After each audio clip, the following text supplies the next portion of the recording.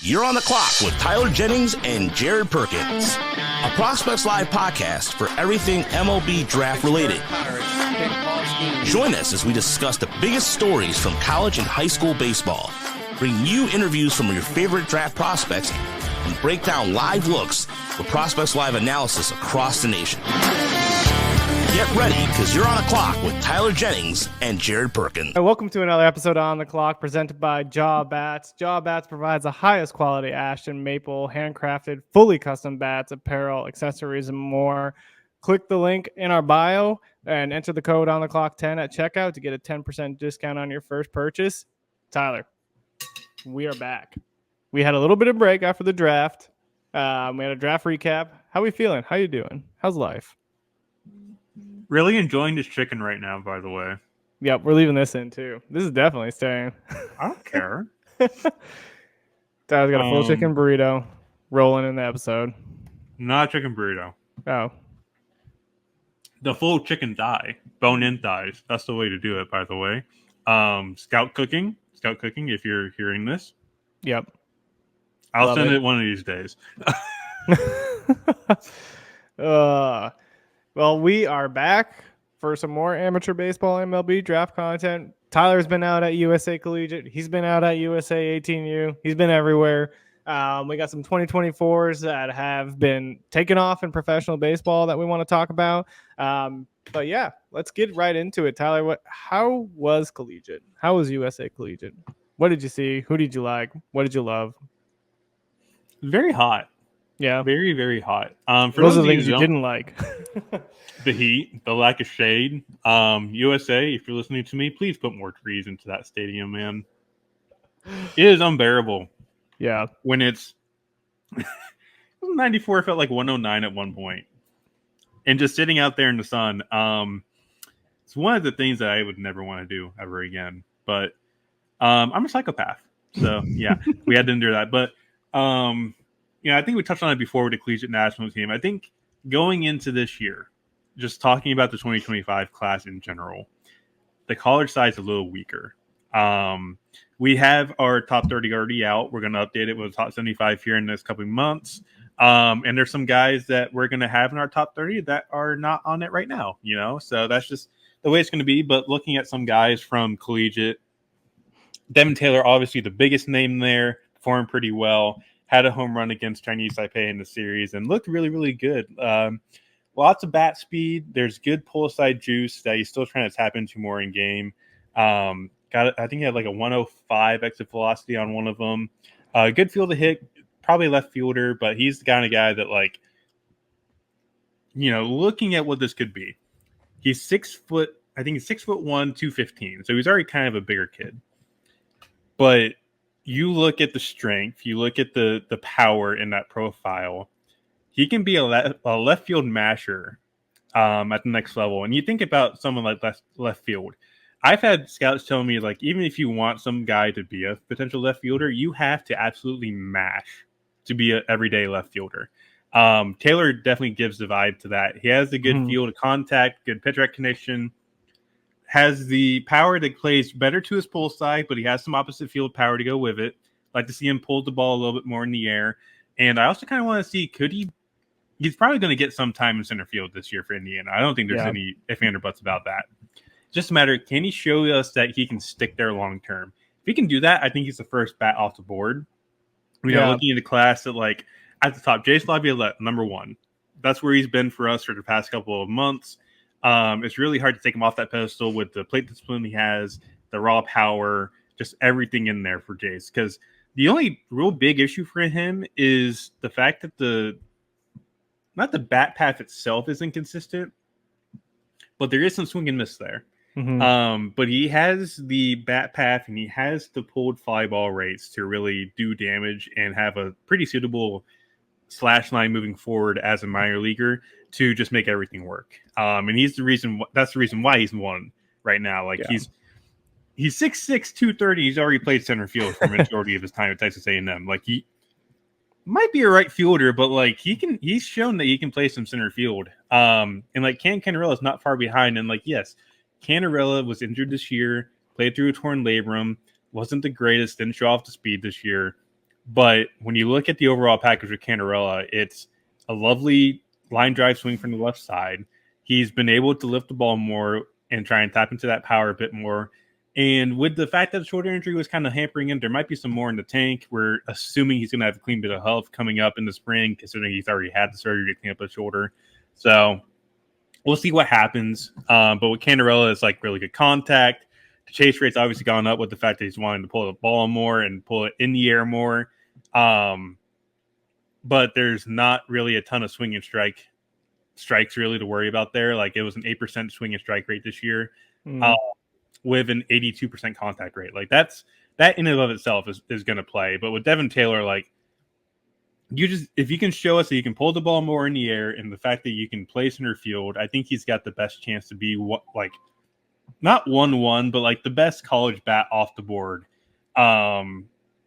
If everything kind of pans out, because it's really up to those three outfielders right now for me at the moment to where like these are the best guys in the class. Let's see what happens. Yeah. I want to pull this up right here. Let's see. Yep. See ya. That's Devin Taylor. I saw him out at Indiana. I think we've talked about this on the previous, or sorry, I didn't see him at Indiana, but I saw him when Indiana came to play Maryland. He didn't have a good series that day, but man, it was cold and windy, and he didn't look like he wanted to be playing in that. I mean, it was not baseball weather at all. Just kind of struggled with his timing. Just seemed to be a little bit off, hit a lot of things on the ground, but he was still trying to make things happen, like bunt for singles. He was trying to get the runners over. So like you could kind of tell he saw that he wasn't performing at his best, but he was still trying to make things happen for his team. And I think that's what impressed me the most. Like he wasn't hanging his head because he was having a bad game. And then when the weather got better on Sunday, with the game I didn't go to, I think he went like 3 for 4 with a jack. So like, I think he's a guy who, even when he's facing adversity, he's going to still try to do something for the team. I want to confirm that he actually did go 3 for 4 on that Sunday. Oh, I have no idea. I just threw out a number. I'm going to find out if that's what he did. Give me 2 seconds. We're kind of going on the fly here, if you couldn't tell already. He had himself a Sunday, though. He probably got more at bats though, because the pitching was terrible in that series. So he was probably at least had 5 or 6 at bats. Yeah, he went like 2 for 3 with a homer. Yeah, you were close on it. I think if there's anything too, when you're looking at the arms, like Bremner, yeah, I know you already said it. The big discussion for me at this point is who do you like more, Jamie Arnold from Florida State or Tyler Bremner from UCSB? Mm-hmm. For us, I think we're the only one that has Tyler Bremner above Jamie Arnold at this point. And I'm going to at least give you our discussion points as to why I believe that's the case. When you're looking at Jamie Arnold, you're looking at the biggest drum of velo from this year, and it's a really welcome sight. Like it's a low fastball or low release height fastball with a ton of life, going to miss a lot of bats, and he's got a really good sweeper in the mid 80s that's going to give fits like back footed to righties, give everybody well wishes when they go to the box against Jamie Arnold. However, Jamie Arnold doesn't really have that third pitch for me to kind of really go and be like, that's a bona fide number one for me right now. The biggest thing is the changeup has gotten some usage.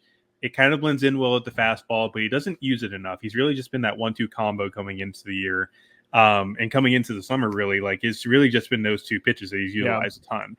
I would like to see the changeup used more. I think at the end of the day, he might have more upside than Bremner. It could be more of a legitimate starter. But at the end of the day, when you look at Bremner, you're looking at a guy with the potential for 3 above average pitches, with above average command.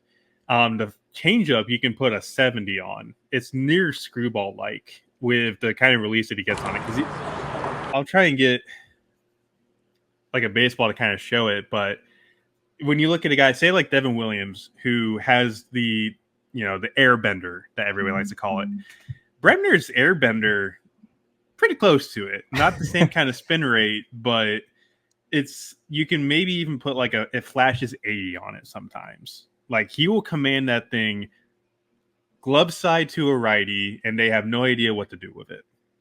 It sits in the low 80s, so you already got that giant velocity separation between the changeup and the fastball you look for a guy that can really pronate or supinate. But with him, he really gets on the side of the baseball. Like this is how he's releasing it, kind of. Shout out to Kyler McDaniel. He gave me the video to kind of look at that. But, it's really interesting when you look at it. And plus, the sliders turn into a legitimate weapon. It's up in the upper 80s, touches 90, has good sweep, has good bite. And the fastball has been up to 98 shorter stems, and he throws strikes. You can command it glove side, arm side. For me, that's just a total package. Yeah. Having the 3 pitches that can grade up as high as that, like you're looking at a guy who I vouched for coming into the year. Trey Savage was the guy that I was like, this is a guy that could have 3 above average or better pitches with average or better command. Bremner is that guy for me this year. And the gap between him and Arnold is super close. I think you go either which way. For us right now, give me Tyler Bremner. That's just how it is. And I'm prepared to be wrong at the end of the day. I think that's just how scouting is. You got to be accepting to recognize that you're going to be wrong 99% of the time. Yeah. But for me, my gut feel says Tyler Bremner over Arnold right now. But it's literally turtle in the hair a little bit right now. And I think, like you mentioned it right there, right? It's kind of like you're grasping at straws to find a reason to put one above the other. They're really close, and you have to find that separator. And I think a lot of people will say having that third pitch already solidified, that's a big separator in some sense. So I think I would have him up there too, above. Yeah, and like I said, you're going to have a bunch of opinions on who you think is better. You can go to Baseball America; they probably have a different opinion. Joe Doyle, a future star, is going to have a different opinion. Like everybody is entitled to their own opinion. But just for me, it just feels better to put that reasoning out there for the viewers to kind of recognize this is what we're looking at, this is what we've seen, and this is why we have the rankings as they are really. And even just looking more at the college side, like I know I've mentioned it's kind of a weaker class this year, but there's some guys down farther on our board that I think can make some noise. Brendan Summerhill from Arizona is a guy I really do enjoy. He took a big jump this year. He didn't get a lot of playing time as a freshman, but cut the whiff rates in half this year, has a contact rate above it was 85, 86% at the Arizona this year. And then he went to the Cape and performed still pretty well and was playing center field. So he's another guy that I think is going to get center field playing time next year. And I think is going to be a lot higher on boards than we think he is right now. Like we have a number 11 on the college board right now. And that's going to be subject to change once we do our re-rank. I think he might just be legitimately on that cusp of a top 5 college player in the class, just with the kind of tools at the plate and the fact that you might have a guy who can play center field long-term, or it could be at worst a right fielder. Like you take that every day of the week, I think. So Summerhill is one of my guys to click this year, and I'm excited to see if maybe we get a chance to see him in February, the first weekend of the College Showdown Classic. Yeah, Shriners, he's in Fort Worth, so we'll have a lot of eyes on him that opening weekend. I love it. One of the guys that I want to talk about that's on our top 30 list is Henry Ford out of Virginia, since I saw him a few times. We're running out of Ford jokes that we can kind of throw in. I think you said he was built like a Ford or something like that, and you're right up. Then, I think I said built like an auto mechanic or something like that. Yeah. And I put that he is built Ford tough in mine. So we're going to utilize as many of those as we can. But I know you had a little bit of concerns kind of with his swing a little bit. I'll kind of dive into that a little bit more. Yeah, so the thing with Henry Ford is whenever you watch the film of him, he has that giant, not really giant leg kick, but it's a fairly sizable leg kick. And he's already had some issues with spin a little bit, more of just adjusting to it than recognizing it, in my opinion. But the biggest issue for me is as you start to face more advanced pitching, how is that going to adjust to what you're facing? So as that foot's coming down, where's that pitch, in his route to the plate? How close is it for you to kind of get the barrel to the ball on that? Yeah. He had a 30% whiff rate on sliders at UVA this year. So he's already kind of shown that there's some issues there to kind of look at. Overall, I don't think it's a ton to worry about right now, but say you come into the spring and he starts to kind of struggle against some of the more advanced ACC pitching, and he's struggling with sliders because he can't really adjust with the foot plant that he has. There's going to be definitely some cause for concern. That's for me anyways. That's just something I've seen where, like, we'll bring up Henry Godbout, for example. Henry Godbout's lower half isn't really utilized a whole ton. Yeah. So I kind of worry, like, how is he going to adjust when he faces better off-speed pitches low and away? Because I think he might have that issue where he's too stiff in his lower half. He's going to struggle getting to him. Henry Ford's kind of that same way where he doesn't have the stiffness to worry about, but how is that foot plant going to hamper his ability to adjust to a better slider than what you would see in the ACC at the minor league level? So it's kind of projecting a little bit on what you kind of see going forward. But if he's handling spin a lot better in the spring, I think he'll be just fine. Yeah. I mean, I can kind of, when I saw Matt face Wake Forest, it was kind of night and day. Like when he faced Chase Burns, he was 0 for 3 with 2 strikeouts. Again, Chase Burns is a different animal, of course, than most pitchers he's going to see, even at the professional level. But he just struggled, like you said, picking up the slider. And then, of course, the next day he goes and faces Hayden LeFew and absolutely torches him. So, like, he went 3 for 6 or something like that in that game. So, yeah, I think like there's like that small cause of concern there, but for the most part, like what he did as a freshman, basically batting cleanup in that stacked Virginia lineup is really impressive. And if you can make those small adjustments, man, like the sky's the limit for that kid. Absolutely. And I think he could even play like third base next year and not be a landlocked first baseman like he was this year, because there was just so much stuff in that UVA lineup. It's stacked. Like you had to find like positions and make them up for guys. Yeah. Like Casey Salke was originally a third baseman coming to UVA, and he was manning right field because you had not really a round robin, but like not Griffo Farrell. I'm trying to think of the kid's name. Hanson, something like that. Yeah, like called Sunshine or whatever because he had long hair. Yeah, I can't remember his full name, but he kind of manned Luke. I think it was Luke Hansen. Yeah. Like he was the primary guy at third base. So like, kind of got to take what you can get. But with the amount of bats in that lineup, like, got to fit some guys in somewhere, and he just happened to fit at first base. And now they got Aiden Teal, who might play a more significant role next year too. We'll see. Potentially, yeah. Yeah. Got to talk about one guy. We got to go into 18U. Got to show the video first.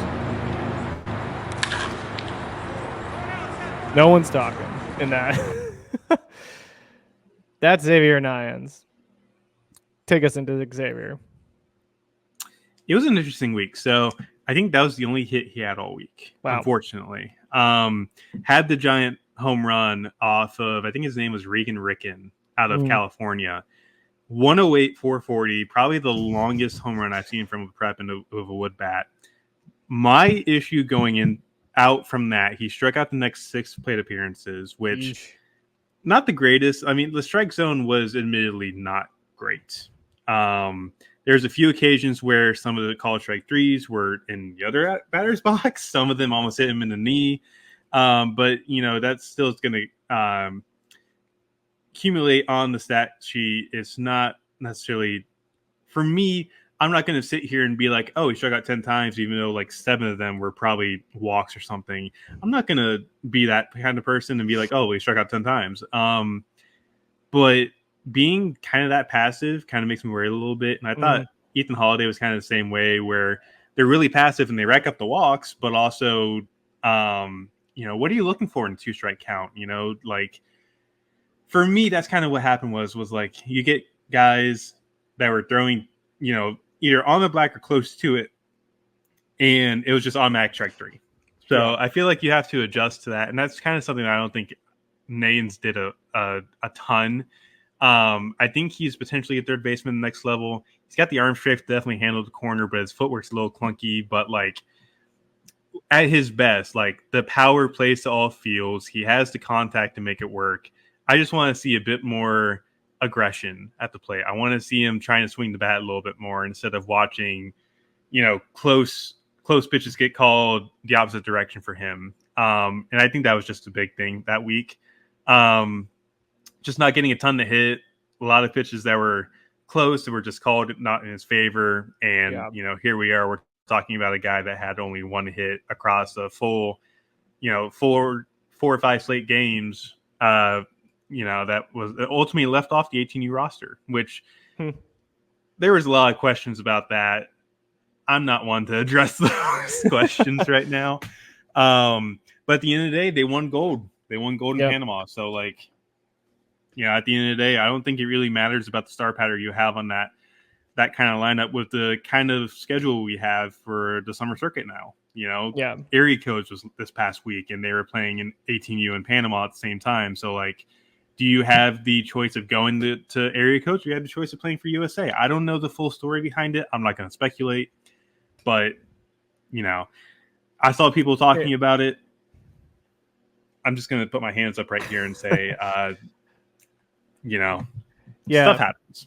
I think it's a good point to make, and a realization for people. It's everybody wants to see high walk rates, but you can also be too passive, right?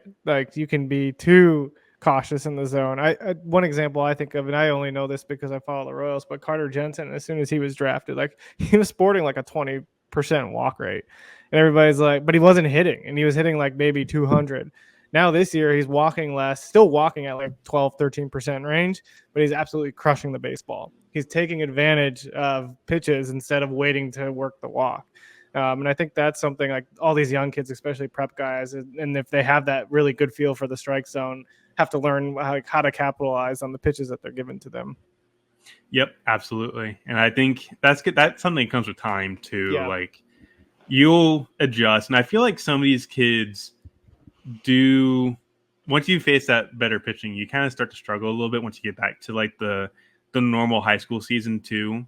But that's something you adjust to it with time. You get adjusted to what you're facing, and it changes from circuit to circuit.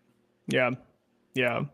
One other guy I want to have you talk about a little bit, we'll pull up the video here as well, is Seth Hernandez.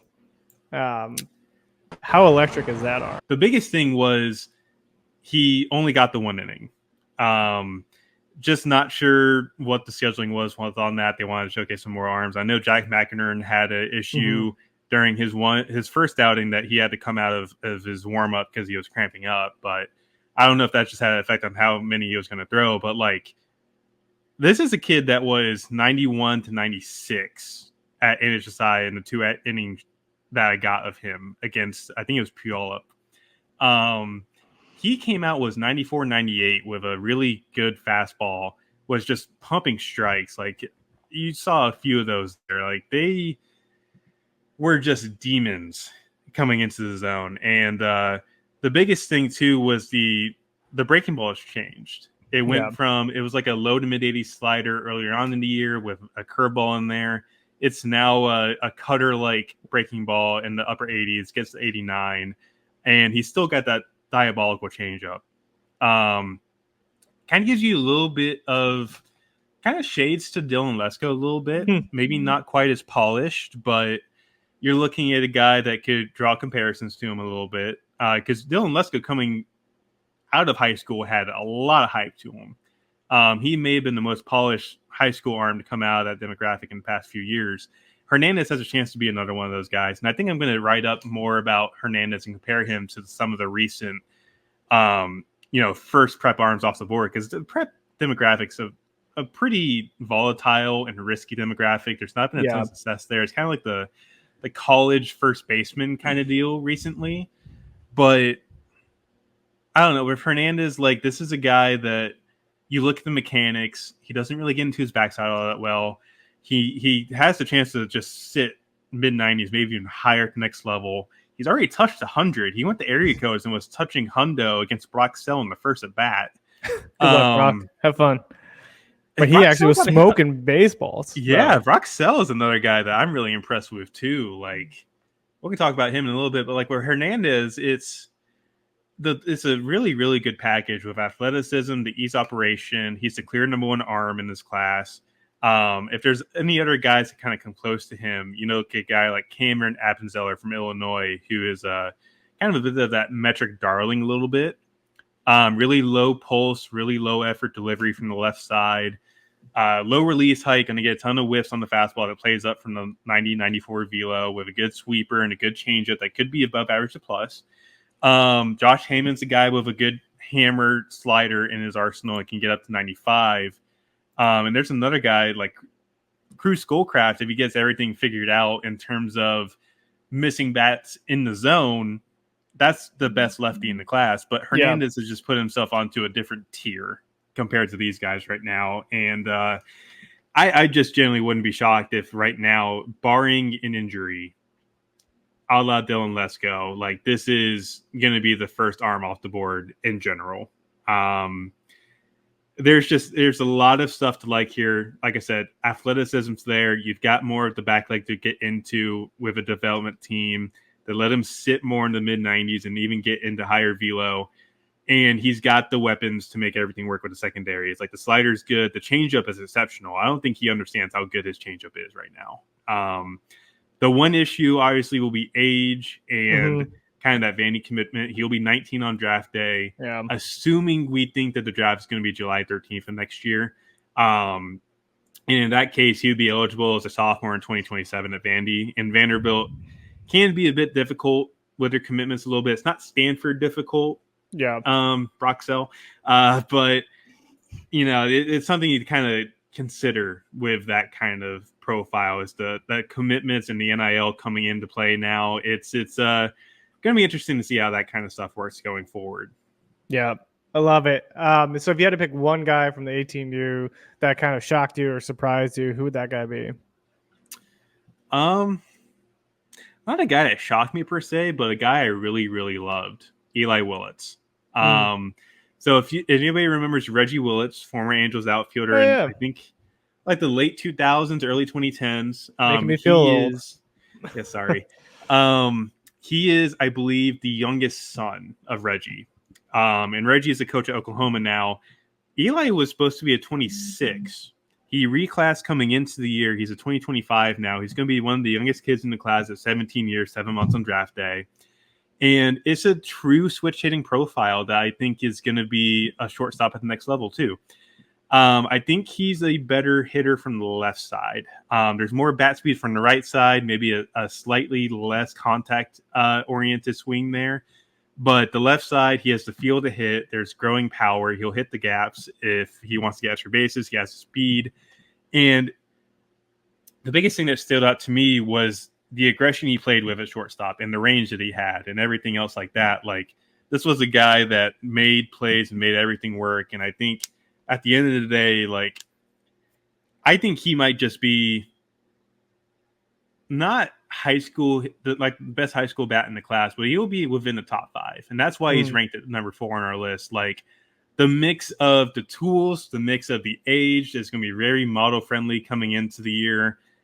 I just really think he's going to be one of the best bats in this class. And just considering that he's as young as he is and has the prowess that he already has, like that's pretty special for a kid. And like the 2026 class, we'll talk about it now. That looks really good right now on both sides. So just putting that out there for anybody that has expectations for that class, because it looks really, really good right now. Love it. Speaking of classes, we probably should dive back into the 2024 class, talk about some of these pro debuts. Of course, the first guy we have to talk about, Christian Moore. Let's go through this little slash line right here. 488, 553 on base percentage, 1,000 slug, 1533 OPS in 10 games, 41 at-bats, 3 doubles, 6 home runs, 13 RBIs, 4 walks. Hashtag good. Very. Over under, he's in LA. Should we put the over under at like August 31st? Yeah, I think that's a good date because you have roster expansion on the first. Roster expansion, and you don't lose the eligibility to have the reward for Rookie of the Year next year. I'd say after September 1st or after August 31st. I'll give it, let's say, September 2nd. Call him. Okay. I'm going to say before. It's the Angels. Did they do Shanwell and Neto before? Neto was like I out of spring training. I think Nolan Shanuel was. It'd be nice if I knew how to spell his last name. I have him on my dynasty team. I don't know how to spell his name. That's a little. You wrote about the guy for a whole entire draft season. Hey. Chill. He was. That's his birthday. I need to learn how to read here. Does it not tell me when he debuted?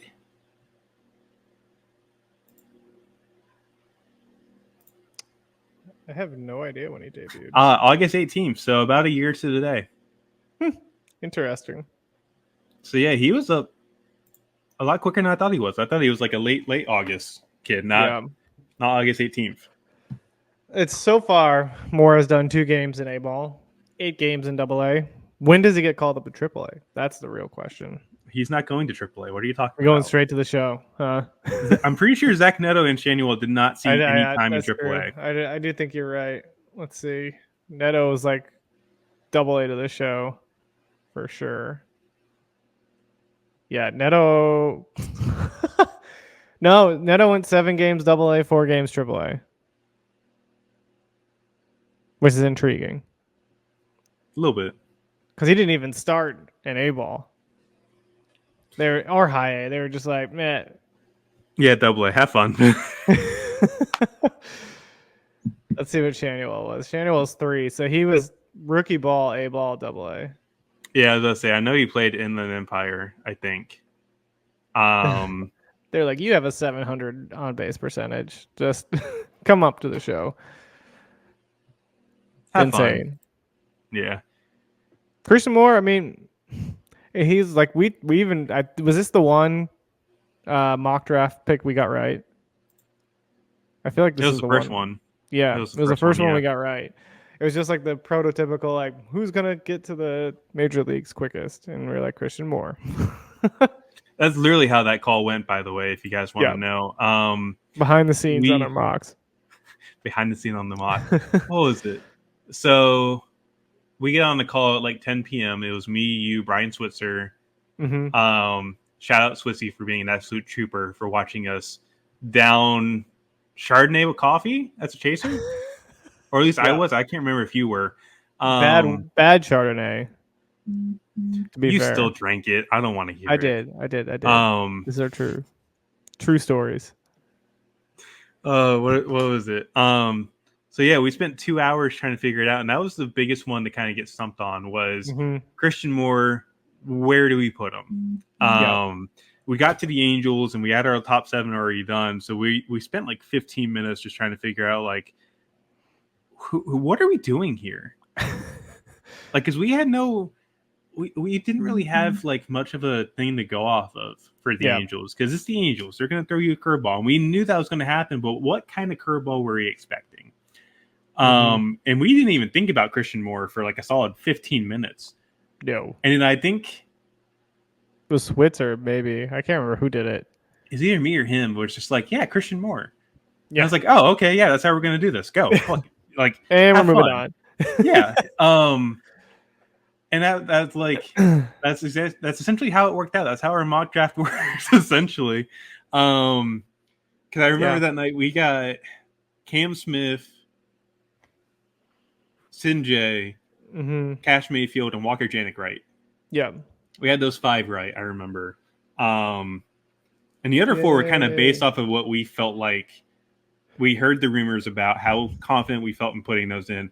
C-Mode to Angels was just like throwing a dart at a board and just hoping it was a bullseye, and we happened to hit the bullseye. Yeah. That's just how it felt like. Not to mention I still had an art final to do that night. I stayed up until 4 a.m. trying to write blurbs on that with Chardonnay and coffee as a chaser. It was good times. Love it. Oh, dude, very fun times, man. I kept you guys up all night. I am so sorry. It was good. Other guy I want to talk about, because he was a guest on the clock. He's only an A-ball, so we have to preface that. He's a college guy going to A-ball. Ian Petrutz, 405 batting average, 569 on-base percentage, 541 slug, 1110 OPS. He's got 3 doubles, a triple, 9 walks, and 10 RBIs, and 37 at-bats. Not too bad. But the perfect reminder that he is a college guy playing A ball. We saw how Trevor Warner panned out for the Royals after he just absolutely tore up A ball. But he was a guy that I think is a sneaky late round pick. If he can get some swing adjustments to tap into some of his power, like could be some good value there. I don't think he's much more than like a left field type due to that arm, but hey, you're taking that kind of value in what, the 10th round they took him, 12th round. So yeah, not bad. it was definitely day 3 that I remember he went for sure. Yeah. 12th round. Who else do we got? Let's see. We got to talk about Travis Bazzana. He's made his debut, hitting the ball well. Shocking no one. He's looked better the past week or so too. Yeah, really good. Yeah, I know there were some fans that were concerned about how he was doing the start because it was kind of like got off pretty rough, but he also wasn't playing every day. Mm-hmm. So you kind of take that into effect. Now he's kind of playing every day, and we're looking at the guy that we thought he would be. So let's not lose our minds over 43 plate appearances, please. Again, I'm not ready to do this again. Yeah, we're just going through these. We should preface that these guys have played like 10 games if they're lucky in the minors so far. So we should not be taking anything without a grain of salt here. We've really got to chill with the knee-jerk reactions a little bit, people. To be honest. Many people just adding Ryan Nicholson to their fantasy squads because he's hitting 389 in A ball and 36 at bats. Yeah. Which, hey, good for him. Maybe he pans out. He's the 10th rounder by the Angels out of Kentucky, first baseman. But I don't know. You gotta wait. You have to wait these things out. He's a college guy playing an A ball. I think that's the big reminder. Patience is very much key with prospects, and you kind of look at it now. I just have a feeling we have a bit of a hangover effect from the 23 draft where we have so many guys that are either in the majors or are on the cusp of being in the majors so quickly because of how talented that class was. Yeah. Admittedly, 2024 is not on the same tier as 2023. 2023 has a chance to be really, really, really good. Yeah. And if you had to put some of the guys in 2024 in a comparison against 2023, I would more than likely say that a good chunk of this 2023 guys are above or at least matching some of these 2024 guys, in my opinion. Yep. So yeah, I think we're still in that little effect now. And like I said, 2025 is going to be on that same kind of level as 2024, where college class is kind of weaker, but the high schoolers have a bit more upside this year. Especially on the infield. There's a lot of infield high schoolers this year to kind of look at. But also that class kind of has to carry a little bit because the college class just does not look good on paper right now.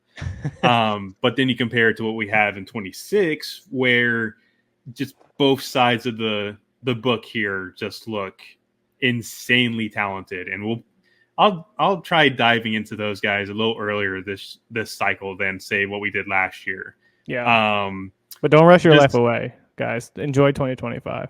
Yes. Yeah. No, I'm in no rush to get any stuff out because, like I said, I start school. We're recording on August 14th. Yeah. I start school tomorrow.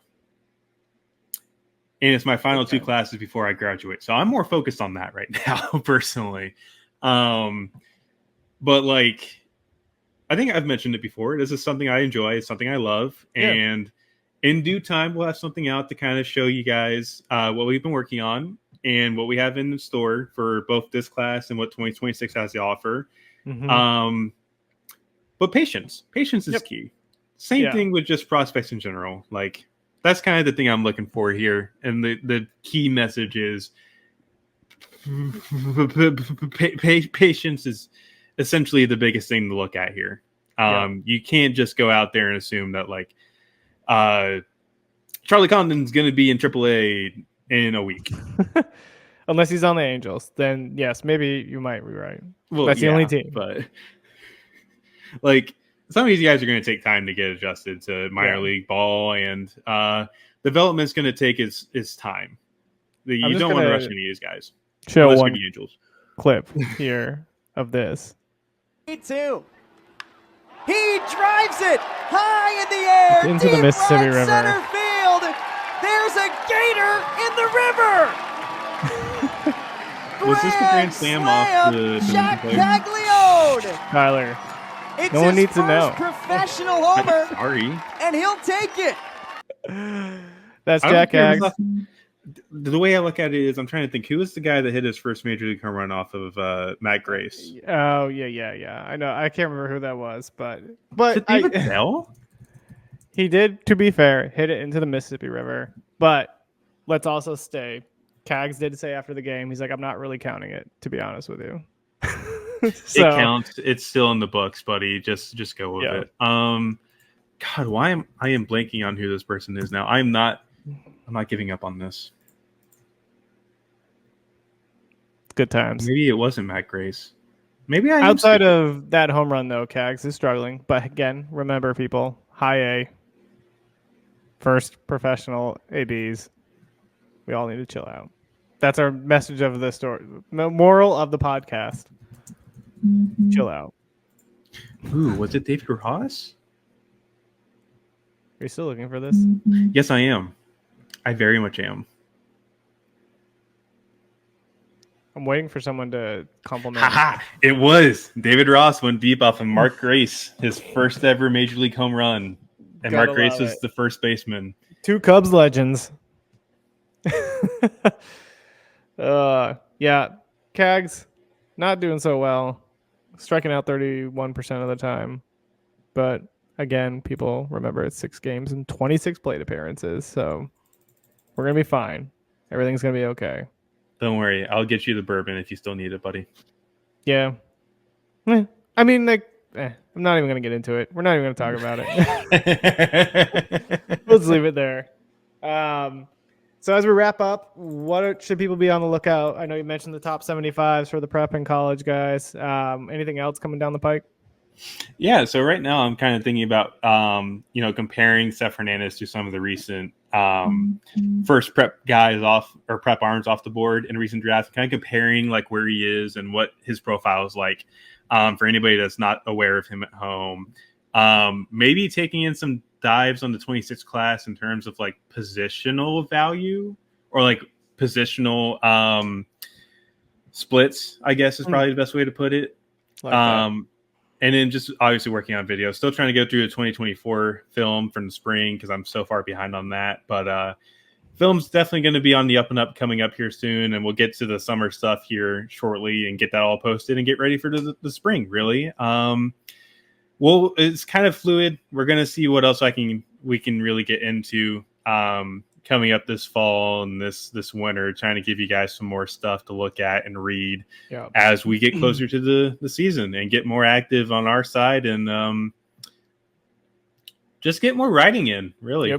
Like I said, it's going to be fluid. We don't know what's going to come up after the ones that I've talked about here, but like any ideas we come up with, you'll more than likely see it on either Patreon or the main site. So I'm excited to see what we got in store for you guys.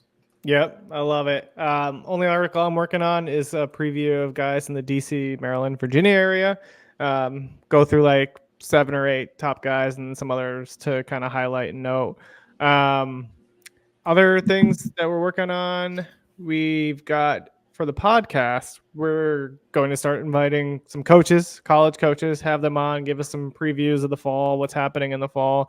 We thought that was really successful last fall when we had coaches on. They were talking about what they were seeing from guys. So our hope is to do the same thing this year, but have some more coaches on. I think we only had about like 4 or 5. So we'll try to up the number this time. And so throughout the fall and winter, we can be bringing you those interviews and previews before the season starts. And then, of course, we're going to have draft prospect interviews again. We'll start to try to get those lined up at some point. And then we're going to bring on a couple of writers. So you have more of that written content, more amateur baseball, MLB draft stuff. We're excited. This is just the beginning for us. This was year 1 of the podcast, like basically year 1 of Tyler running the draft team. So it's been incredible. And we can't thank you all enough for the support. And we will see you in 2 weeks.